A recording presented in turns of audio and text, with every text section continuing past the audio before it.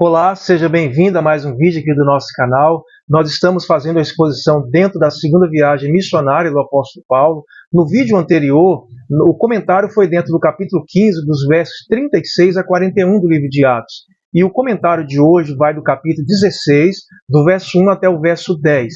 O que nós temos aqui?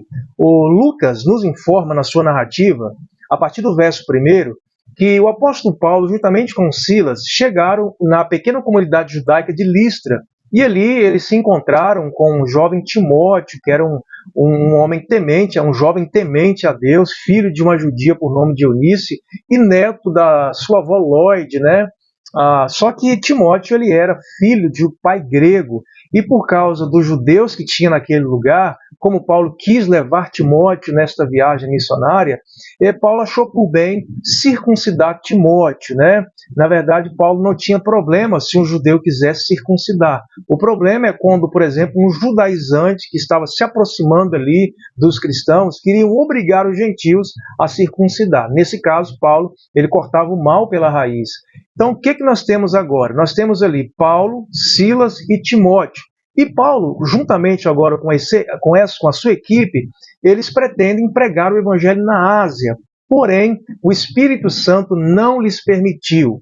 E aí o apóstolo Paulo, então, ele, depois de ser impedido pelo Espírito Santo de viajar para a Ásia, pelo menos nesse momento, depois ele vai pregar o evangelho na Ásia, então ele desce ali para Troades, né? E é interessante que quando chega ali em Troades, o apóstolo Paulo ele tem uma visão de um varão da Macedônia que estava rogando, pedindo ajuda para que Paulo pudesse passar por lá e pregasse então o evangelho àquela cidade. E é interessante também que no verso 10, você percebe que o Lucas ele muda agora a sua narrativa, por assim dizer, porque antes você percebe que Lucas ele fala, vocês chegaram, eles chegaram, só que ele se inclui, ele fala, procuramos partir. Está no verso 10 do capítulo de número 16, né? Percebemos ali que a frase está construída na primeira pessoa do plural, indicando que o autor, que é Lucas, agora está entre eles. E ao que parece, Lucas ele morava ali naquela região de Troades. Então, eles vão partir para esta cidade a fim de pregar o evangelho, então, na Macedônia, né? Nós vamos, então, prosseguir no vídeo que nós vamos gravar mais para frente. Mas nós temos aqui pelo menos duas lições dentro desse comentário. A primeira lição que nós podemos tirar dentro desse comentário é que nós precisamos dar bom testemunho como cristão que nós somos pela graça e misericórdia de Deus. Porque o texto fala que os irmãos de Listra davam bom testemunho a respeito de Timóteo. Então, nós precisamos dar bom testemunho com a nossa vida. Você, por exemplo, lê em 2 aos Coríntios, capítulo 3, verso 2, Paulo diz, não apenas a igreja, a comunidade dos Coríntios, que eles eram carta lida pelos homens, mas ele fala isso também, a Bíblia é escrita também para nós, a igreja em toda a sua época, né, em toda a época em que a igreja viveu na face da terra. Então, essa palavra serve para nós também. Nós somos carta lida por todos os homens, né? O que as pessoas têm falado ao nosso respeito? O que os vizinhos, a comunidade onde você mora, os colegas de trabalho, você que é casado, o que é esposo, o que o esposo, o que os filhos têm falado ao teu respeito, né? Então vivemos uma época que pessoas têm envergonhado o evangelho do Senhor Jesus Cristo, né? Existem aquelas pessoas que se envergonham do evangelho, têm vergonha de professar a sua fé publicamente, aqueles que são a vergonha do evangelho, mas existem aqueles que não se envergonham do evangelho, assim como Paulo, pois é o poder de Deus para transformar os pecadores. Mas, infelizmente, existem aqueles que são a vergonha do evangelho, que dão mau testemunho, pessoas que compram e não pagam as suas dívidas, pessoas que têm más intenções, pessoas que fazem de tudo, mentem para ganhar um benefício do governo e por aí vai, né?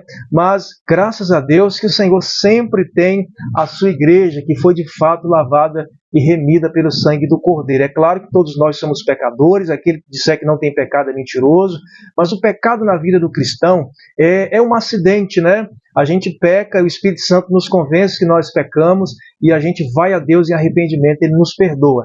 Agora, tem pessoas que realmente vasos de desonra, são pessoas que dão mau testemunho. A segunda lição que nós podemos tirar dentro desse texto também é essa questão de nós, assim como o apóstolo Paulo compreendeu o não de Deus, nós também precisamos compreender e aceitar o não de Deus sem guardar rancor. É interessante que, segundo Coríntios 12, versículos 7 e 8, o apóstolo Paulo fala que foi posto nele um espinho na carne para que ele pudesse não se exaltar.